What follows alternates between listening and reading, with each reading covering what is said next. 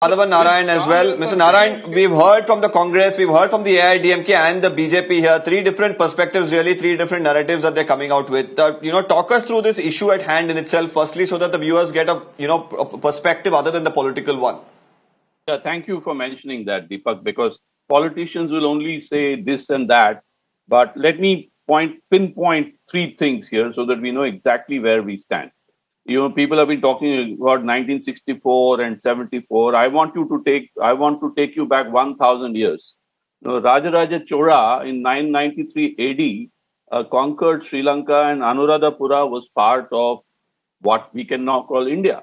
So people who say Bharat Varsha and talk about 5,000 years ago may well consider that the island is in a way has a link to that. But if you saw the classic film Ponniyin Selvan, which was released last year and directed by Mani Ratnam, there's a scene in that in which Rajaraja Chola is offered the kingdom by the Buddhist monks, and he turns it down.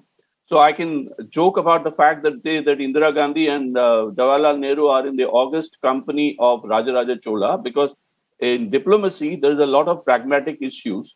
And Shirimao Bandaranaike, who was the Prime Minister of Sri Lanka, and Indira Gandhi were close friends, and India helped, put down a Maoist rebellion in Sri Lanka, and it was very important to contain the Naxalites and Maoists on both sides of the divide, and therefore this Katchatheevu incident was part of the goodwill gestures. Now we can go on discuss, if there is a piece of land, and we have mentioned that somebody's mentioned China, somebody's mentioned today Arunachal, there are lots of villages being renamed. But diplomacy sometimes involves, if not often, give and take, and some of it has been explained. So your viewers can decide whether it's Rajaraja Chola or Jawaharlal Nehru.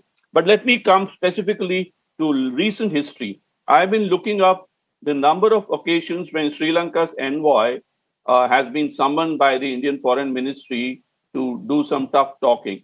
Now, very interestingly, I also watch Tamil channels, and I can tell you that every month, at least once, there is a problem in which Indian fishermen are detained. So that statistic about 6,000 fishermen suffering because of Sri Lanka is very, very true. So in the past 10 years, I see no instance of the Sri Lankan envoy being summoned by the diplomats. And Mr. Chidambaram mentioned that there was an RTI in 2015 when the current foreign minister was a foreign secretary, when it was mentioned that because the international waters were such that Katchatheevu was closer to Sri Lanka, it was a gesture. Now, I don't want to go into that because in diplomacy, distance is not everything. But, for instance, Andaman is far away from the Indian mainland, but belongs to India. So the big question is, can Mr. Modi get back Katchatheevu the way China got back Hong Kong from the British? Can Mr. Modi get back Katchatheevu the way Vladimir Putin got back Crimea, which used to be part of Ukraine until a few years ago? Now it's been annexed. So diplomacy is a big boys game, Deepak. Let me say that don't listen to politicians. Diplomats also are in trouble situations. But closer to elections, these things become disproportionately drummed up. And I can tell you, for the benefit of Mr. Kovai Satyan, who doesn't seem to have done his homework, that in 2008, the Indian Foreign Ministry stood up for Jayalalitha ji.